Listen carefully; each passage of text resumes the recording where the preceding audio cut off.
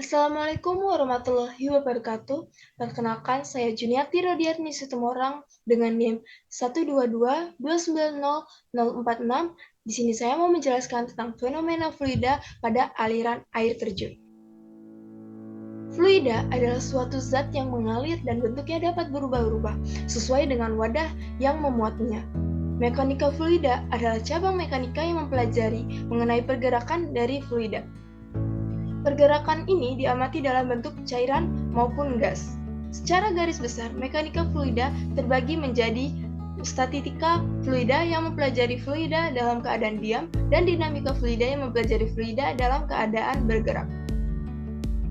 Salah satu contoh dari mekanika fluida adalah aliran air terjun. Fluida mempengaruhi aliran air terjun dengan cara mengontrol kecepatan dan debit aliran air. Kecepatan aliran air terjun dipengaruhi oleh luas penampang sungai, debit aliran, dan gaya hambat yang dikenai oleh aliran air terjun. Semakin besar luas penampang sungai, semakin kecil kecepatan aliran air terjun. Sebaliknya, semakin besar debit aliran, semakin besar pula kecepatan aliran air terjun. Aliran air terjun adalah proses geologis yang terjadi ketika air mengalir melalui suatu formasi bebatuan dan mengalami erosi sehingga jatuh ke bawah dari ketinggian.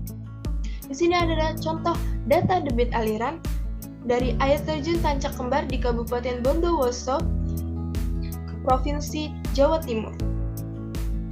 Kawasan air terjun Tancak Kembar memiliki dua aliran air terjun dengan ketinggian yang sama, yaitu 77 meter, dan aliran air terjun tersebut berasal dari satu aliran sungai yang sama.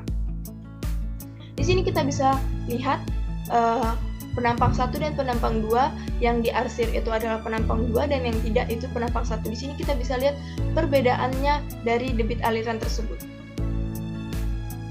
Berdasarkan hasil analisis ini, data diperoleh perhitungan debit pada tiap lokasi pengukuran di air terjun Tancak Kembar tidak sama persis, akan tetapi hampir sama.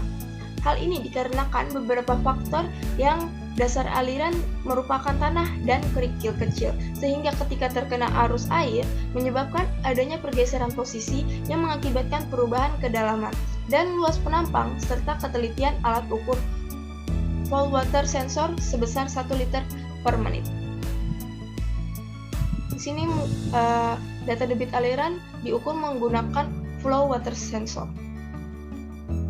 Keterkaitan aliran air terjun pada persamaan Navier-Stokes. Persamaan Navier-Stokes adalah serangkaian persamaan yang menjelaskan pergerakan dari suatu fluida seperti cairan dan gas. Persamaan-persamaan ini menyatakan bahwa perubahan dalam momentum partikel-partikel fluida bergantung hanya kepada gaya viskos internal dan gaya viskos tekanan eksternal yang bekerja pada fluida. Oleh karena itu, persamaan Navier-Stokes menjelaskan kesetimbangan gaya-gaya yang bekerja pada fluida.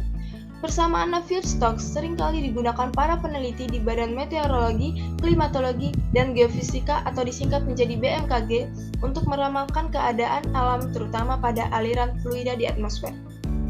Persamaan umum Navier-Stokes kita bisa lihat pada rumus ini. Aliran air terjun memiliki kaitan erat dengan persamaan Navier-Stokes. Persamaan Navier-Stokes digunakan sebagai dasar dan simulasi aliran air terjun untuk memprediksi perilaku aliran air yang kompleks dan mempertimbangkan faktor-faktor yang berpengaruh pada aliran air. Persamaan ini membantu dalam membangun simulasi yang akurat dan detail, sehingga memungkinkan analisis dan perancangan sistem hidrolik yang lebih efektif. Oke, sekian dari presentasi saya pada hari ini. Jika ada salah kata, saya mohon maaf. Terima kasih. Wassalamualaikum warahmatullahi wabarakatuh.